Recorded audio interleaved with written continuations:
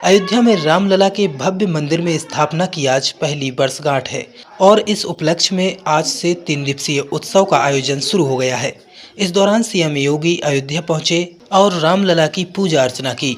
CM योगी ने कहा कि प्रतिष्ठा द्वादशी हम सबको राष्ट्रीय एकात्मकता को मजबूती प्रदान करने का आह्वान कर रही है। प्रधानमंत्री मोदी ने आज से 1 साल पहले आह्वान किया था कि राम है तो राष्ट्र है और राष्ट्र है तो राम है, इसे अलग करके नहीं देखा जा सकता। सुनिए सीएम योगी ने और क्या कहा। जय जय सीताराम पर मैं आप सबसे यही आह्वान करूंगा, मैं एक यही आह्वान करूंगा कि प्रतिष्ठा द्वादशी हम सबको राष्ट्रीय एकात्मता को मजबूती प्रदान करने के लिए आह्वान कर रही है। और प्रधानमंत्री मोदी जी ने प्राण प्रतिष्ठा समारोह के दिन आज के ठीक 1 वर्ष पहले देशवासियों से यही आह्वान किया था कि राम तो हमारे लिए राष्ट्र के प्रतीक हैं। राम है तो राष्ट्र है और राष्ट्र है तो राम है, दोनों को अलग करके नहीं देखा जा सकता है। दोनों एक दूसरे के पूरक हैं। उत्तर से दक्षिण तक, पूरब से पश्चिम तक, इन्हीं आराध्य देवों के कारण आज वर्तमान भारत है। और इस नए भारत को आज जिस दिशा में प्रधानमंत्री मोदी जी के नेतृत्व में आज आगे बढ़ाया जा रहा है, इसके लिए हम सबकी जिम्मेदारी बनती है कि हम सब उस अभियान का हिस्सा बने। याद रखना, सत्य को अधिक दिनों तक कोई धुंधला करके नहीं रख सकता है। सत्य एक दिन सबके सामने उजागर होगा और सत्य का उजागर होना ही अयोध्या में राम जन्मभूमि पर प्रभु रामलला के भव्य मंदिर के निर्माण के रूप में हम सबके सामने सत्य के रूप में देश और दुनिया देख रही है। राम जन्मभूमि में प्रभु राम का यह भव्य मंदिर का निर्माण दुनिया में दबी कुचली सभ्यता और संस्कृति के लिए एक नया संदेश भी है। लोकतांत्रिक तरीके से, संविधान सम्मत तरीके से भी अपने अधिकार लिए जा सकते हैं।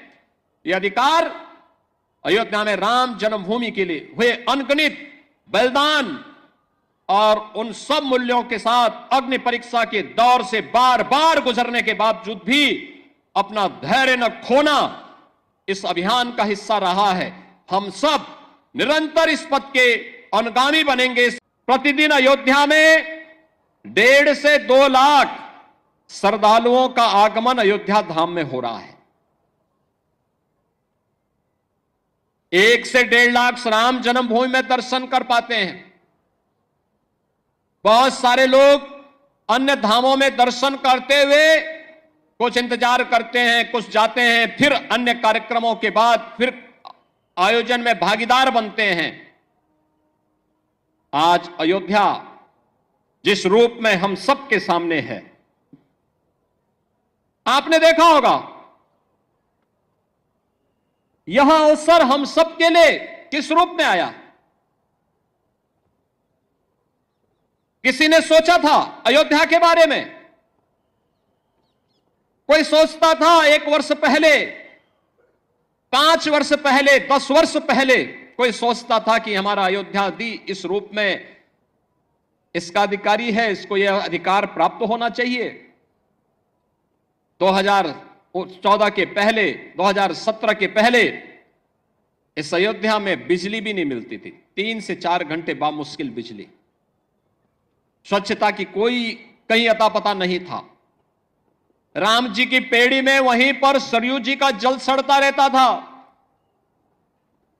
हजारों वर्ष पहले लंका पर विजय प्राप्त करने के उपरांत भगवान श्री राम पुष्पक विमान से अयोध्या धाम पधारे थे और हजारों वर्षों के बाद भी विज्ञान जब इतना प्रगति कर चुका है, तब भी अयोध्या में कोई एयरपोर्ट नहीं था जहां पर कोई फ्लाइट लैंड कर सके।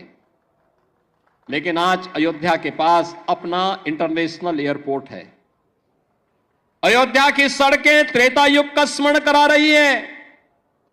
4 लेन 6 लेन की सड़कें